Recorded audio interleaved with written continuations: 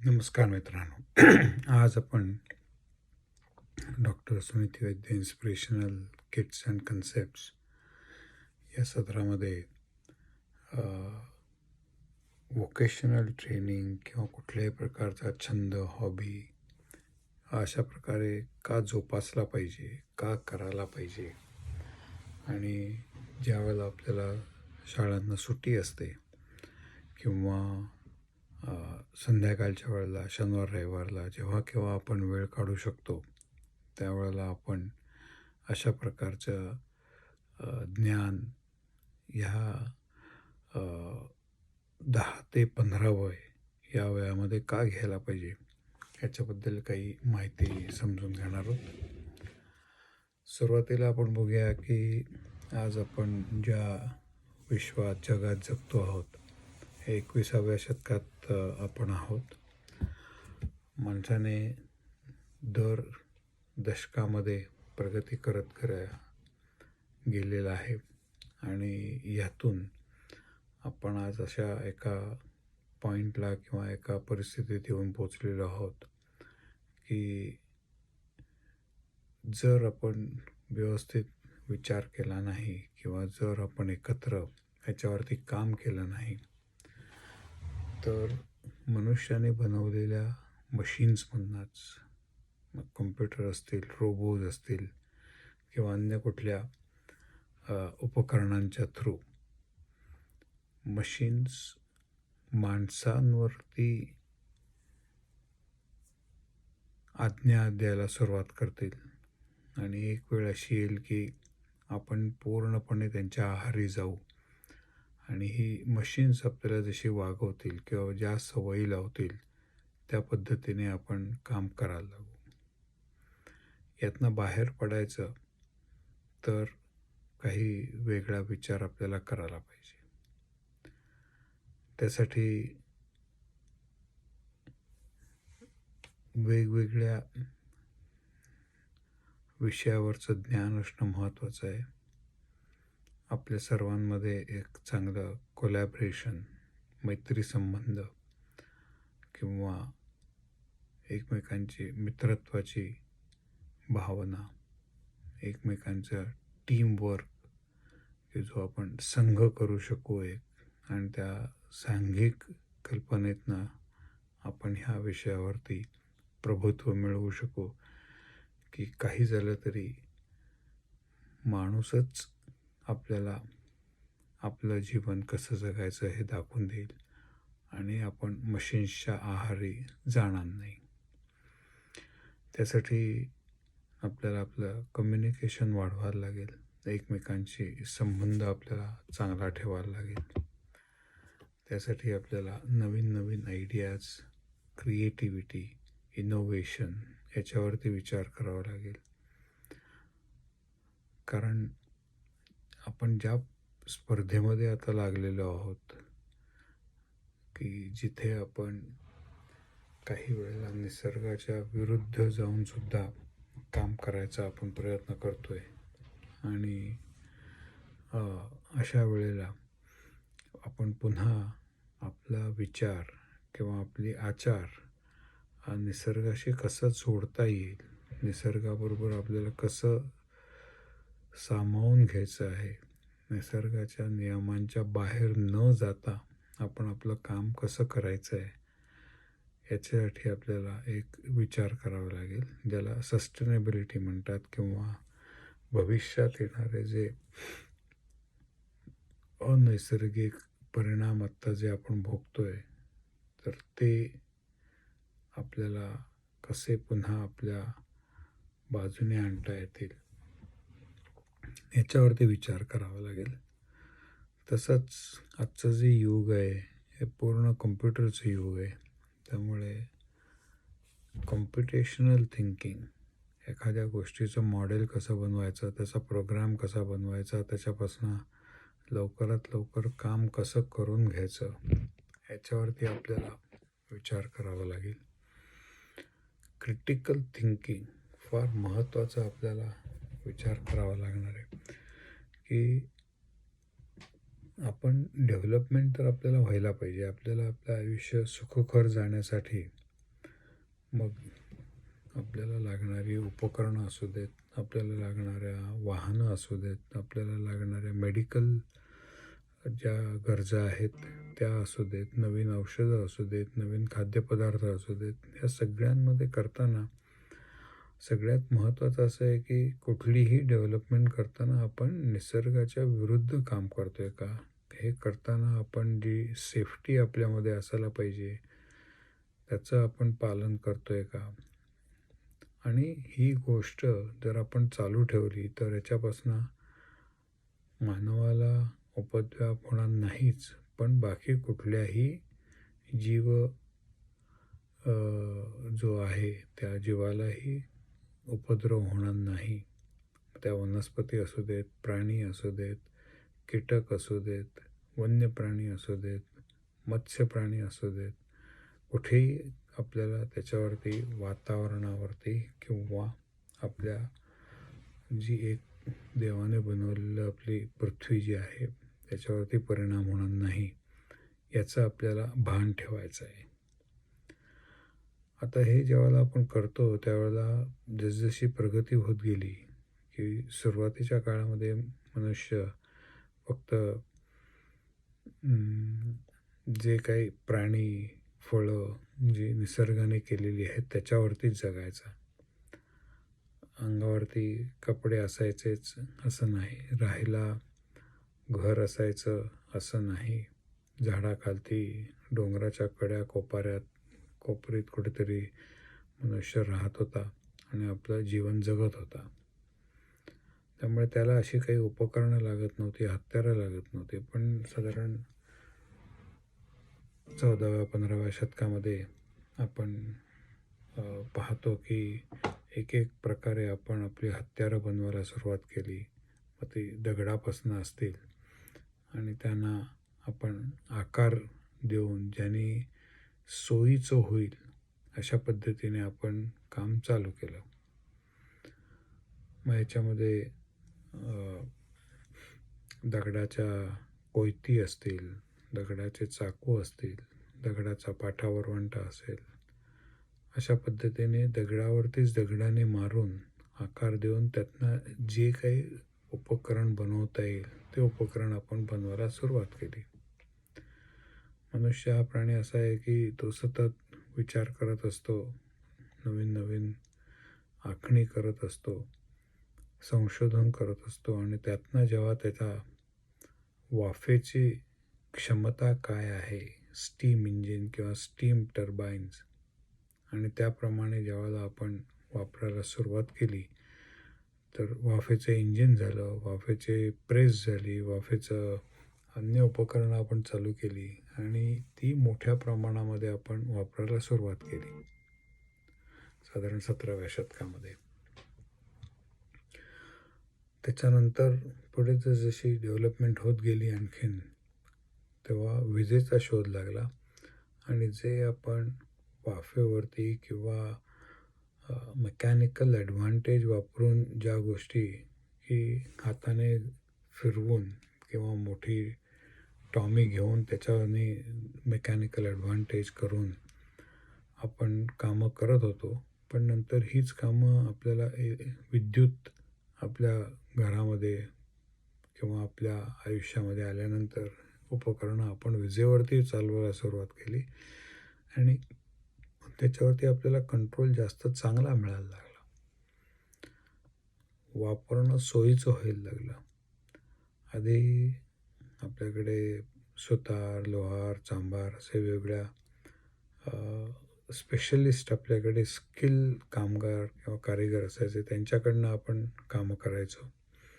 आता हळूहळू टेक्निक बदलून ही इलेक्ट्रिकल मशीन्स होती त्यांना इलेक्ट्रॉनिक मशीन्समध्ये कन्वर्ट करून त्यांच्याबरोबर कॉम्प्युटर जोडून आपण हीच कामं या कॉम्प्युटरकडनं आणि या मशीन्सकडनं CNC मशीन्सकडनं करायला लागलो. आणि आता त्याच्या पुढेही जाऊन आता ऑटोमेशन यायला सुरुवात झाली. एकच काम एकानेच करायचं, त्याबरोबर त्याला टूल, जिग, फिक्सर अशी उपकरणं आणि साहित्य ॲक्सेसरीज जे आपण म्हणतो उपसाहित्य ते द्यायला सुरुवात केलं.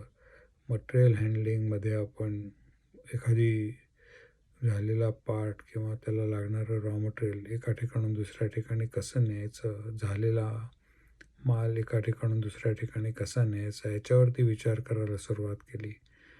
त्याचं पॅकिंग जे लागतं त्यामध्ये खूप सुधारणा करून आज जी आपली काही दिवसांसाठी राहणारी फळं, भाज्या वगैरे आहेत त्यांच्यासाठी चांगल्या प्रकारचं पॅकिंग केलं.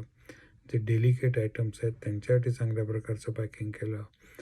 अप्लायन्सेस जे आहेत, जे पुन्हा एका ठिकाणी ठेवलेले असतात तेव्हा ते छान राहतात, पण ट्रान्सपोर्ट करताना त्यांची जास्त काळजी घ्यावी लागते, त्यासाठी पॅकिंग केलं. असं अनेक दृष्टीने अनेक याने आपण काम चालू केलं आणि मग जेव्हा ह्याची माणसांना गरज पटली आणि ती अय्याशी न राहता गरज झाली, त्यावेळेला आपल्याला त्याचं मास प्रोडक्शन करायला लागलं.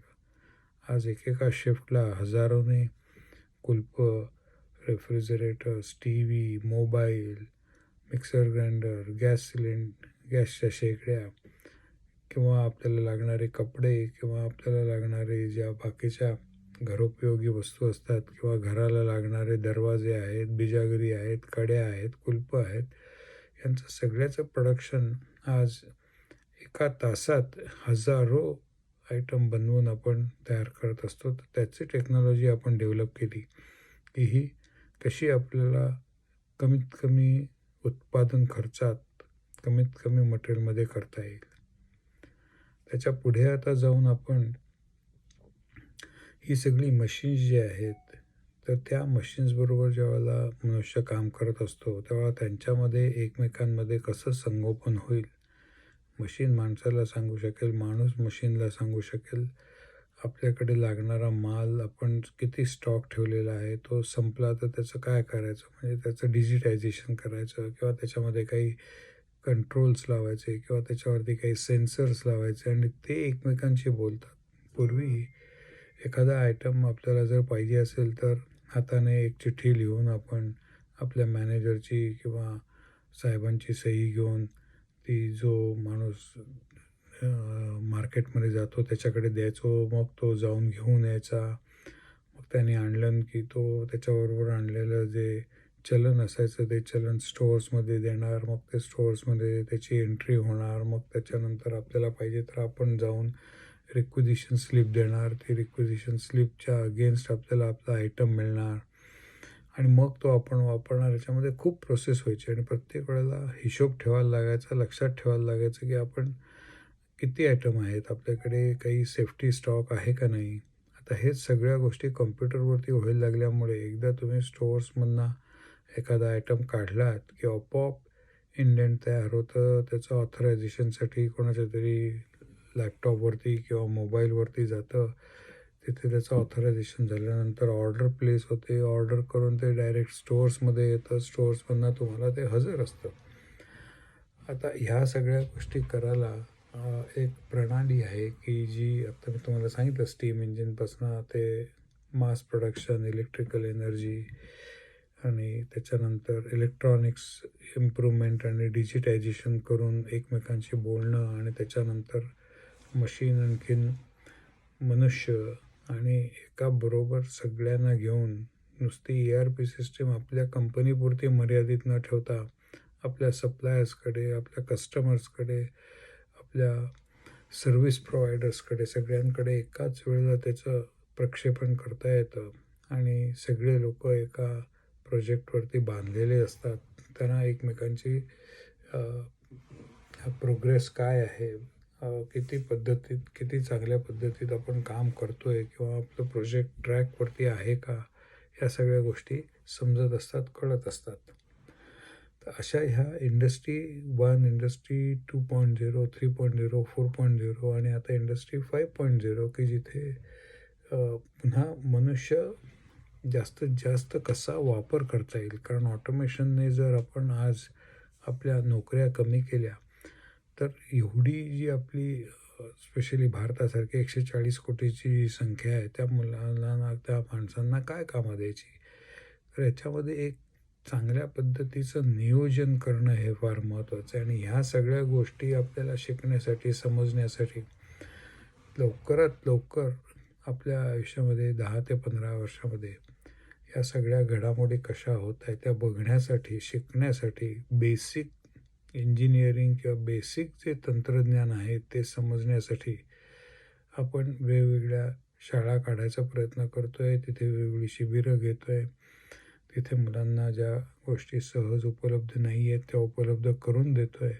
त्याच्यावरती त्यांना भरपूर वेळ काम करायला देतो आहे आणि ह्या अशा पद्धतीने ज्यावेळेला आपण एक चांगली संरचना तयार करू की प्रत्येक मुलाला कमीत कमी electrician, fitting, plumbing, carpentry, painting अशा काही ज्या मूलभूत गरजा आहेत या जर करता आल्या तर त्यातनं तो विचार करून मग मेगाट्रॉनिक्स असेल किंवा मेकॅनिकल आणि इलेक्ट्रिकल किंवा bio engineering, bio computation, biomedical कितीतरी गोष्टींचं आपल्याला एकत्रीकरण करण्यात फार त्याची मदत होईल.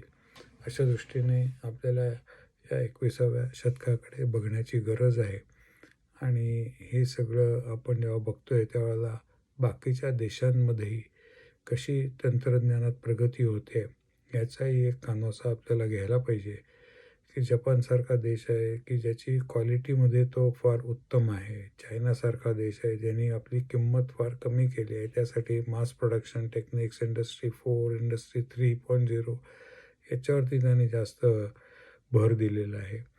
पोलंडसारखा देश आहे की ज्यांची प्रॉडक्टिव्हिटी की दिलेल्या वेळात शिकवलेल्या कामातनं मॅक्झिमम ह्युमन बीइंग मनुष्य काम कसा करेल याच्यावरती त्यांनी विचार केलेला आहे. आणि बाकीच्या ठिकाणी कोणी नवीन नवीन धातू करत आहे, कोणी नवीन टेक्नॉलॉजी करत आहे जे युरोपियन देशांमध्ये होत आहे, अमेरिकन देशांमध्ये होत आहे. ब्राझील, कॅनडासारखे देश आहेत की जे त्यांना महत्त्वाच्या अशा काही 4-5 ज्या गोष्टी त्यांनी ठरवलेल्या आहेत त्या ह्याच्यामध्ये फोकस करून त्याच्यात प्रगती करत आहे. तर तसं भारताची अशी 21व्या शतकातली काय गरज आहे की प्रत्येक गावात, प्रत्येक घरात आपण इंडिपेंडंट कसे होऊ शकू. दुसऱ्यावरची डिपेंडन्सी, दुसरा आला कीच माझं काम होईल हे न करता निदान प्राथमिक गरजा जर आपण भागवू शकू आणि ज्या पूर्वीच्या काळामध्ये एका गावात सगळ्या प्रकारची माणसं असायची तसंच प्रत्येक घरामध्ये एक एक जण तरी असा असायला पाहिजे की जो सगळं मिळून घरातल्या सगळ्या ज्या सुविधा आहेत, प्रत्येकाच्या ज्या गरजा आहेत त्या पुऱ्या पाडू शकतील. अशा ह्याच्यातनं आपल्याला ही 21वी जे आपलं शतक आहे आणि ह्याच्या पुढे येणारी जी शतकं आहेत त्यांच्याकडे बघायला लागेल. हे करताना सेफ्टी, एन्व्हायरमेंट याच्यावरती आपल्याला विचार सतत चालू ठेवायला पाहिजे की कुठलीही जी नवीन प्रोसेस, टेक्नॉलॉजी, मशीन्स किंवा जे काही उत्पादन करण्यासाठी लागणाऱ्या ज्या एड्स आहेत या घेताना त्याच्यामुळे आपल्या संवर्धनावरती काही परिणाम होणार नाही याचं लक्ष आपल्याला ठेवायला लागेल. सगळ्या माणसांची काळजी व्यवस्थित घ्यावी लागेल. प्रत्येकाला काम मिळेल याची काळजी घ्यावी लागेल आणि प्रत्येकाला अपॉर्च्युनिटी मिळेल. काही ना काहीतरी त्याला शिकण्यासाठी आपण प्रयत्न करायला पाहिजेत. हा एक विचार आपण सर्वांनी करूया आणि त्यातनंच एक छान पद्धतीने आपल्याला एक संघटना उभी करता येईल आणि ह्या विषयावरतीच doctor Suniti Vaidya inspirational kits and concepts या माध्यमातून आपण आत्तापर्यंत गेल्या 2 वर्षात जे काम केलेलं आहे ते पुढे न्यायचं आहे आणि त्यासाठी आज आपल्याकडे 2 शाळा उपलब्ध आहेत. 3री शाळा आळंदीला तयार होते आहे. अशाच आणखीन आपण शाळा निर्माण करूया आणि आपल्याला मदत करणारेही लोक पुढे पुढे आता येत आहेत आणि त्यांना सोबत घेऊन या विषयावरती आपण आणखीन छान काम करूया. हा व्हिडिओ तुम्हाला आवडला असेल असं मी मानतो आणि तुमचा अभिप्राय जर मला कळवू शकलात तर आणखीन आपल्याला प्रगती करता येईल. धन्यवाद.